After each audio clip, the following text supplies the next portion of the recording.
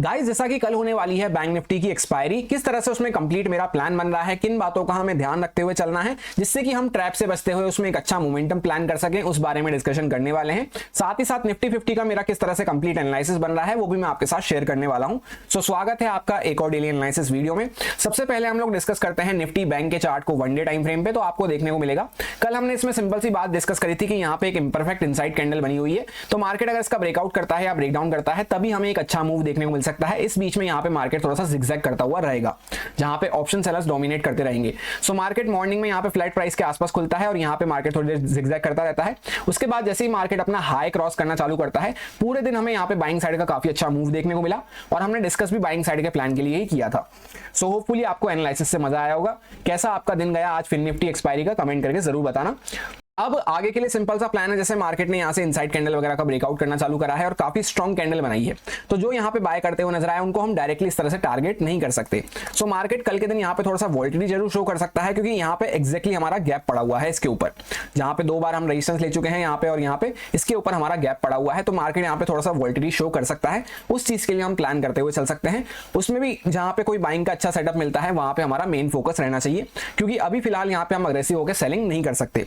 कोई रिट्रेसमेंट वगैरह या छोटी मोटी प्रॉफिट बुकिंग वगैरह के लिए प्लान करना है तो उसको इंट्राडे में छोटे मोटे पॉइंट्स के लिए और छोटी क्वांटिटी के साथ कर सकते हैं, पर अग्रेसिव होकर यहाँ पे सेल करने का भी कोई स्टैंस नहीं बन रहा है।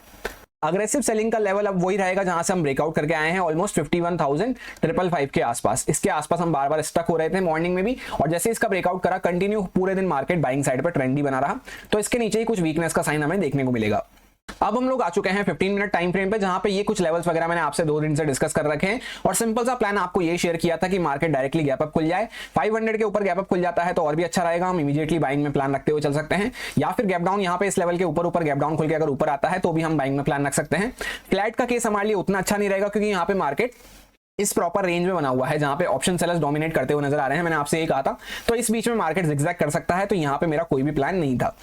उसके बाद जैसे ही यहाँ पे मार्केट इस लेवल के आसपास खुलता है, पूरा दिन यहाँ पे मॉर्निंग में ऑलमोस्ट यहाँ पे मार्केट जिगजैग करता रहता है, फिर जैसे ही स्ट्रॉन्ग कैंडल के साथ ब्रेकआउट करना चालू करता है इस लेवल का, तो यहाँ पे बैक टू बैक हम कई बार रेजिस्टेंस फेस कर चुके थे। 2 दिन से यहीं पे हम रेजिस्टेंस फेस कर रहे थे। इसके ऊपर काफी अच्छा मूव हमें देखने को मिलता है और वन वे मार्केट ट्रेंडी हो जाता है। सो इस तरह से हमें समझना होता है कि किस डायरेक्शन में हमें अच्छा मूव मिलेगा और कब हमें अच्छा मूव मिलेगा, क्योंकि जब ऑप्शन सेलर डरता हुआ नजर आएगा तभी हमें एज एन ऑप्शन बायर अच्छे मूव मिलते हैं और फास्ट मोमेंटम के साथ। अब आगे के लिए सिंपल सा प्लान है, जैसे काफी अच्छा मूव हुआ है तो यहाँ से जो बायर्स वगैरह बैठे हैं यहाँ से इनको अभी हम फिलहाल डायरेक्टली टारगेट इस तरह से नहीं कर सकते कि कल हम यहाँ पे बड़ा सा कोई सेलिंग वगैरह के लिए प्लान कर लें, नहीं कर सकते। तो यहाँ पे जैसे मार्केट फ्लैट प्राइस के आसपास खुलता है या छोटा मोटा गैप डाउन वगैरह खुलता है तो हम कुछ यहाँ पे बाइंग में प्लान करते हुए चल सकते हैं। फ्लैट में ऐसा हो सकता है थोड़ा बहुत मार्केट पहले नीचे आए फिर वापस से ब्रेकआउट वगैरह करता है, तो वो हमारे लिए ज्यादा अच्छा रहेगा। जहाँ पे टॉप के बायर्स के आसपास, यहाँ पे जो टॉप के प्राइस के आसपास जो बायर्स आए हैं उनको थोड़ा मार्केट डरा देता है, भगा देता है, उसके बाद ऊपर निकल रहा है तो वो हमारे लिए ज्यादा अच्छा रहेगा।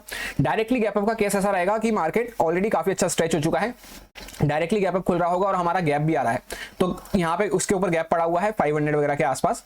तो यहाँ पे जैसे मार्केट डायरेक्टली खुल जाता है, 500 का साइकोलॉजिकल लेवल भी है, तो हो सकता है थोड़ा बहुत मार्केट पहले प्रॉफिट बुकिंग में जाए, फिर अगर मार्केट ब्रेकआउट वगैरह करता है तो हमारे को यहाँ पे बाइंग में प्लान रखते हुए चलना होगा।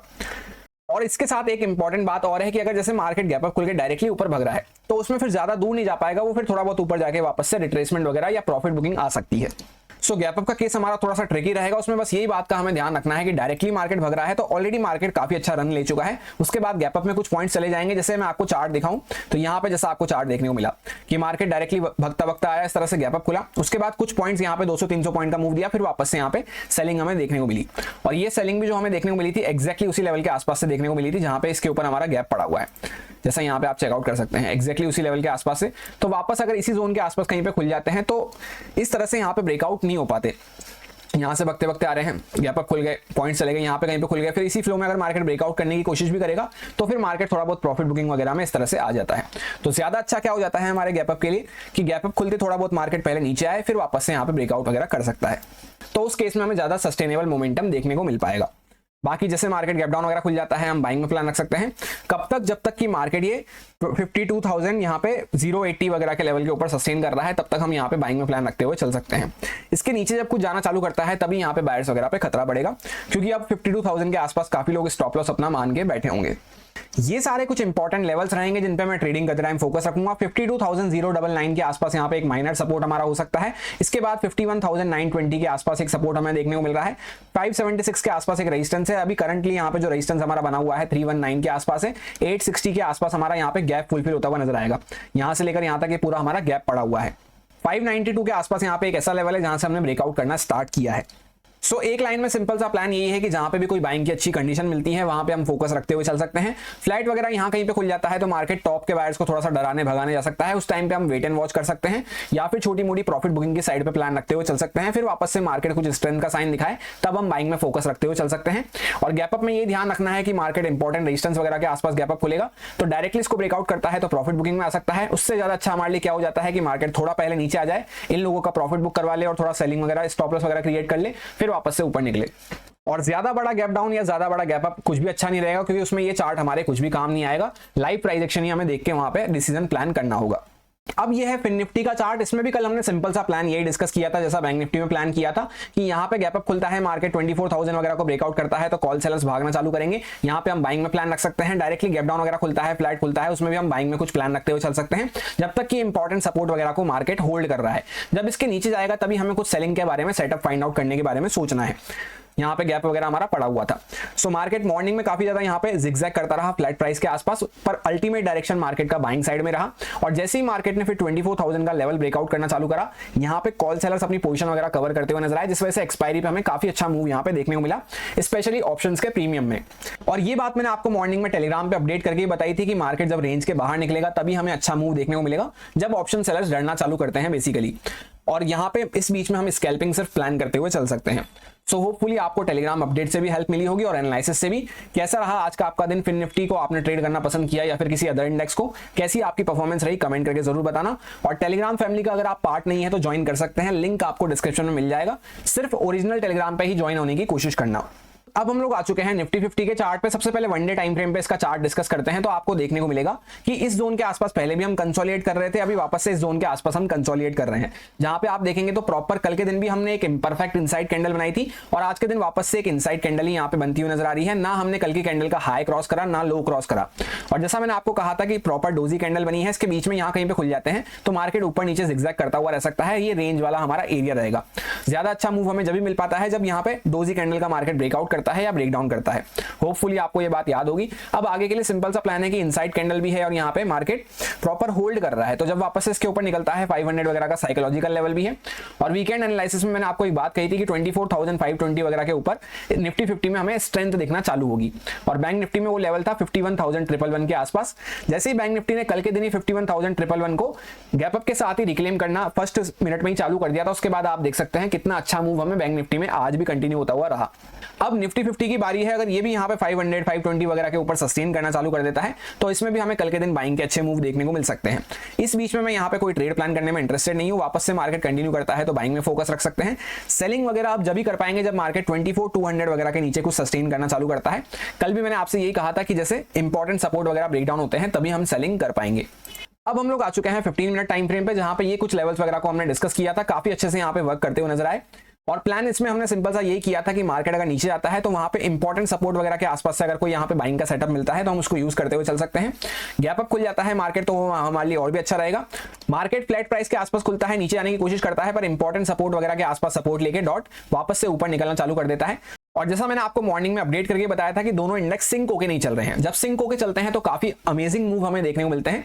और जैसा आपको देखने को मिला कि पहले गिर रहा था तब वो दोनों इंडेक्स अपने आप को होल्ड कर रहे थे क्लोजिंग प्राइस के आसपास, और जैसे ही ये थोड़ा बहुत सपोर्ट लेके ऊपर निकलना चालू करा तो वो काफी अच्छा मूव वहां पे करते हुए नजर आए। ऑलमोस्ट दोनों के दोनों 2% से ऊपर हमें पॉजिटिव देखने को मिल रहे हैं और ये भी अच्छा खासा 0.5% के आसपास ग्रीन में क्लोज करता हुआ नजर आया है। सो अब आगे के लिए सिंपल सा प्लान है, ड्राइंग्स को रिमूव कर लेते हैं सारी। जैसे यहाँ पे काफी अच्छी बाइंग हुई है तो बायर्स वगैरह को भी काफी अच्छा प्रॉफिट चल रहा होगा, स्पेशली जो नीचे से एंटर करें। उसके बाद यहाँ पे जो टॉप के आसपास एंटर करें और 500 का साइकोलॉजिकल लेवल वगैरह भी हमें देखने को मिल रहा है। तो यहाँ पे मार्केट जैसे थोड़ा बहुत सेलिंग वगैरह में जा रहा है, फ्लैट वगैरह खुल के, तो हम वेट कर लेंगे। फिर मार्केट ब्रेकआउट वगैरह करता है तो हम यहाँ पे बाइंग में ही फोकस रखते हुए चल सकते हैं। डायरेक्टली गैप डाउन वगैरह खुल जाता है वो हमारे लिए और भी अच्छा रहेगा। उसमें मार्केट सेम यहाँ पे प्लान है, ऊपर आ रहा है तो बाइंग में फोकस रख सकते हैं, नीचे आ रहा है तो वेट करके वापस से जब मार्केट अपना हाई वगैरह ब्रेकआउट करे तब बाइंग में हम फोकस रख सकते हैं। डायरेक्टली मार्केट गैप अप खुल जाता है तो गैप अप हमारे लिए ये इंपॉर्टेंट रहेगा कि मार्केट कहां पे गैप अप खुल रहा है। जैसे 450 वगैरह के आसपास हमारी क्लोजिंग हुई है तो इसमें यहाँ पे 50-60 पॉइंट 70-80 पॉइंट तो यहाँ पे फ्लैट प्राइस में कंसीडर होंगे। इसके ऊपर कहीं जैसे 500 वगैरह के ऊपर डायरेक्टली मार्केट गैप अप खुल जाता है तो उस केस में भी हम कुछ बाइंग में प्लान रखते हुए चल सकते हैं। बस उसमें यही ध्यान रखना है, जैसा बैंक निफ्टी मैंने आपसे कहा कि कंटिन्यूअस मूव होता हुआ आ रहा है तो यहां से मार्केट जैसे डायरेक्टली गैप अप खुल गया, पॉइंट्स चले गए कुछ और, फिर मार्केट कंटिन्यू भागेगा तो उसको हमें छोटे टारगेट और छोटी क्वांटिटी से प्लान करना है, क्योंकि वो कभी भी वापस से प्रॉफिट बुकिंग वगैरह में आ सकता है। उससे बेटर अप्रोच क्या हो जाती है मार्केट के लिए और हमारे लिए कि मार्केट थोड़ा पहले नीचे आए, इन लोगों को हल्का भी कर देगा और यहाँ पे थोड़े स्टॉप लॉस फर्दर और ऊपर जाने के लिए आ जाएंगे तो फिर हमें एक अच्छा मूव और देखने को मिल सकता है। लेवल्स वगैरह सारे एज इट इज वही हैं, कोई भी चेंजेस करने की जरूरत नहीं है। Dot to dot, point two point काफी अच्छे से वर्क करते हुए नजर आ रहे हैं। बीच में एक यहाँ पे माइनर लेवल था उसको हमने हटा दिया है।